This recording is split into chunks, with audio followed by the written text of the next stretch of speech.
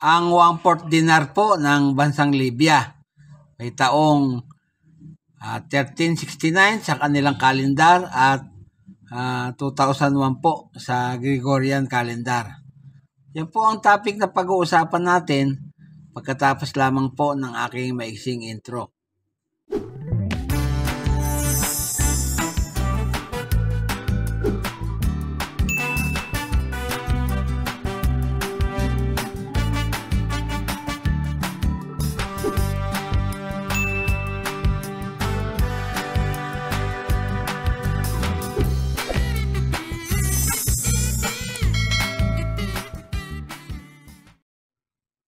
Magandang araw sa kapwa ko Pilipino dito sa Pilipinas at sa mga OFW.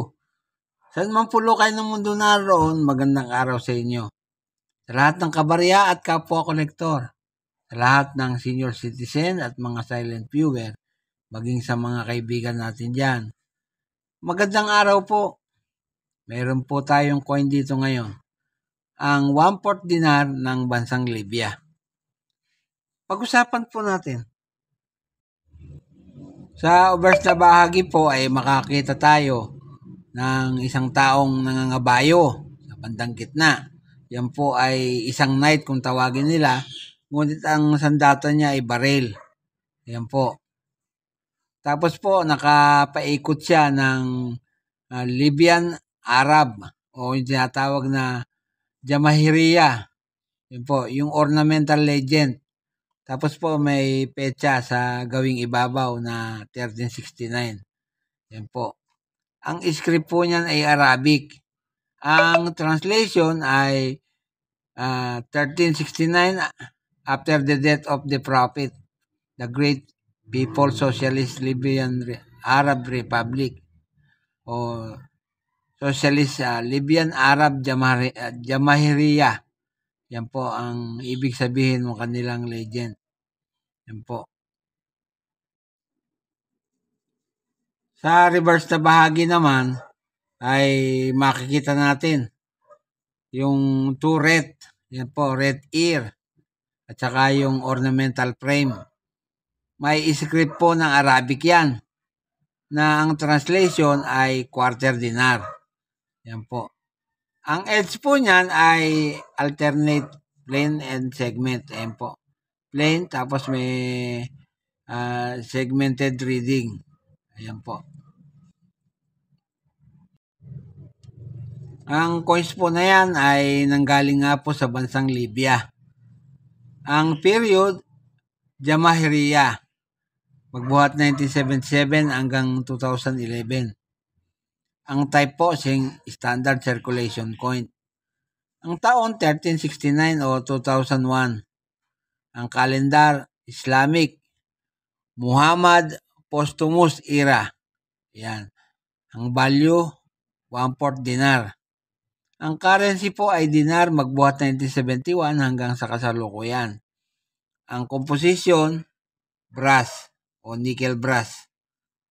Tumitimbang po yan ng 11.24 grams at diameter na 29.36 mm. Ang kapal naman po, medyo may kakapalan po yan. Ayan, 2.44 mm. Ang hubog po ay decagonal o 10-sided. Ang technique na ginamit po dyan ay milled. Middle alignment po ang orientation. Na-demonetize na po yan, pero nag-iwan ng number na N number 10225 at KM number 26. Tignan naman natin sa numista yung update price niya. Yung pong very fine para po sa barya na yan, yung 2001 at 1369. Nagkakalaga po ang very fine niya ng 91 pesos. Yung extra fine ay 93 pesos. At yung almost uncirculated, 110 pesos. Yung uncirculated naman po, 130 pesos. Yan po. Dito naman po sa eBay, may tatlong presyo.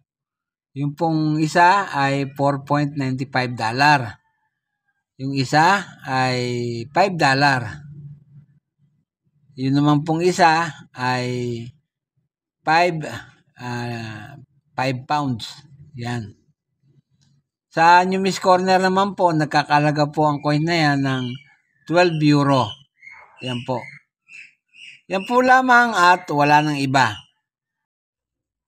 Patuloy po akong nagpapasalamat sa lahat ng aking kabarya, kapwa kolektor. Sa lahat po ng nanonood sa aking mga video, lalo na yung mga senior citizen at mga silent viewer. Maging yung pong mga kaibigan natin dyan na hindi ko nababanggit ang kanilang mga pangalan. Salamat po ng marami. At nandiyan kayong palagi na nakasubaybay sa aking channel. Para naman po sa mga baguhan, huwag niyo po sanang makalimutan ang mag-subscribe.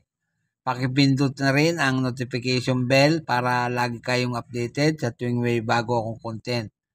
I-like at pakishare na rin po ang video ko. At sa huli, ay masabi kong mabuhay tayong lahat.